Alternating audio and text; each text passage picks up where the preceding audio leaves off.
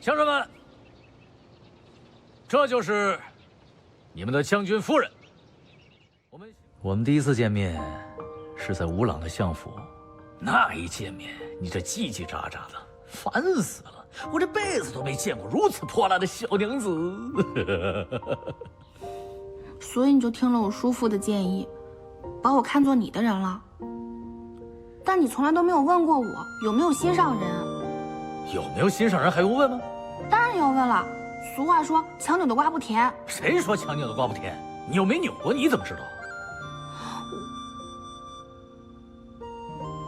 这番话怎么如此熟悉？可是强扭的瓜不甜。谁说强扭的瓜不甜？你扭过吗？还是说你强抢过民女？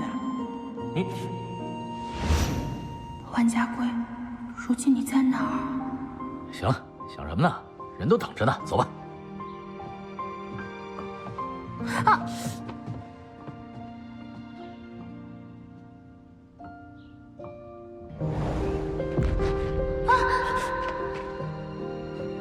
没事吧？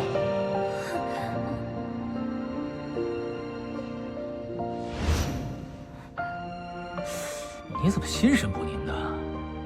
是不是又在想你之前那个心上人？我警告你啊，之前你心里有谁我不管，如今你嫁给了我，不准你心里有别人，只能有我。走。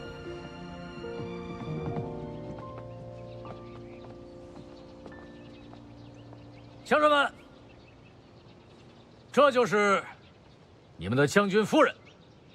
我们行军之人，没那么多忌讳，也不讲究男女授受不亲。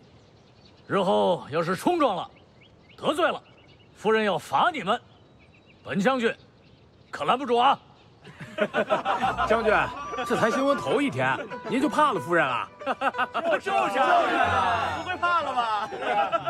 你们这帮臭小子，敢编排我，想吃军棍是吧？夫人在那儿呢，我们呀，只要求求夫人，将军的心啊，他就软了。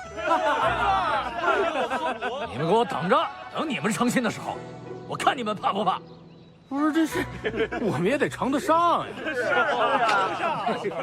听好了，如今呢，我们拿下了这庆州，开出了铁矿，只要占领了整个义化城，打下了基业，到时候保证你们每个人都能娶上亲。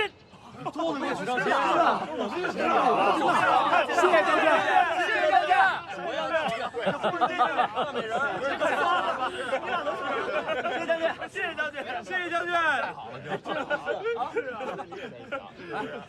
你们那几个，日后只要勤勉做事，夫人自会有赏。我还有事，你们把你们的姓名、差事跟夫人说说吧。是。